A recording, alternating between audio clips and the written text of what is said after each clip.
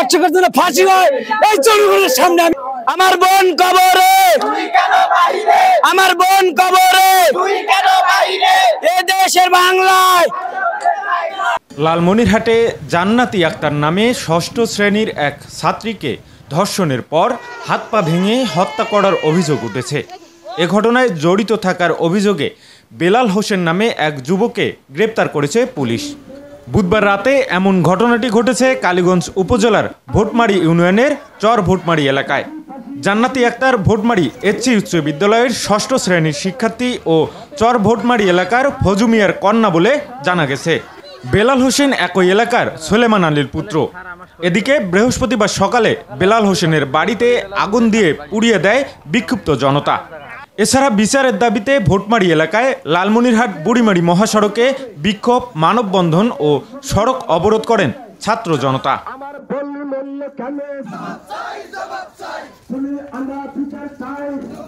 ধর্ষকের বিচার চাই, আমাদের আজকের দাবি হলো ধর্ষকের বিচার চাই, চরম বিচার চাই। আমার বোনকে ধর্ষণ করে ওরা হত্যা করেছে, আমরা কঠিন বিচার চাই। এর বিচার আমরা 24 ঘন্টার মধ্যে চাই। ওই ধর্ষকের বিচার আমরা এই রুলের মধ্যে চাই এবং 24 ঘন্টার মধ্যে ধর্ষকের জন্য ফাঁসি হয় এই জনগণের সামনে। আমি এটাই চাই। আমার বোনকে যেভাবে হত্যা করে, ধর্ষণ করে, আমরা বিচার চাই, খুনির ফাঁসি চাই। আমরা দর্শকের সামনে মাঠে ফাঁসি চাই খুনির। আমরা অন্য জায়গায় কোনো ফাঁসি চাই না, ডাইরেক্ট আমরা সবাদের সামনে ফাঁসি আমরা চাই। তাকে ধর্ষণ করার পর হত্যা করা হয়েছে, আমরা এর বিচার চাই। এটা আসলে বর্তমানে একটা সাধারণ ঘটনা হয়ে দাঁড়াচ্ছে, কারণ বর্তমানে মেয়েদেরকে কোনো নিরাপত্তা দেওয়া হচ্ছে না, তারা প্রতিনিয়ত ক্ষতিগ্রস্ত হচ্ছে। এটা আজকের কথা না, এটা কয়েক মাস ধরে হচ্ছে।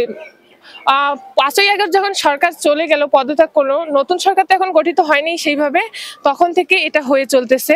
আমরা চাই এই মেয়েটার সঠিক বিচার হোক। যে নরপশুরা এই আমাদের এই মেধাবী স্টুডেন্ট জান্নাতিকে নৃশংসভাবে হত্যা করেছে এবং আমরা বিভিন্ন মিডিয়া জানতে পারছি সে জান্নাতি, আমার ছোট মেয়ে এই জান্নাতি নাকি ধর্ষিত হয়েছে।